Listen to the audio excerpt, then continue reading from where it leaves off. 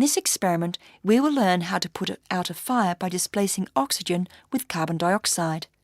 First, light a short candle in a beaker.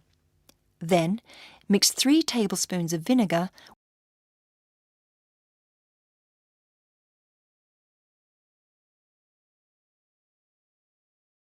with 1 tablespoon of baking soda in a flask to produce carbon dioxide.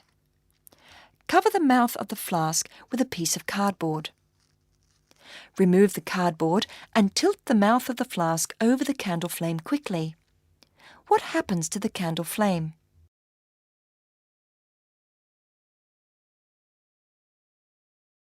In this experiment, when carbon dioxide is poured out of the flask, it sinks to the bottom of the beaker, displacing the air in the beaker. This cuts off the oxygen supply to the candle flame. As oxygen is one of the conditions needed for burning, without oxygen, the fire triangle cannot be formed and therefore the flame goes out.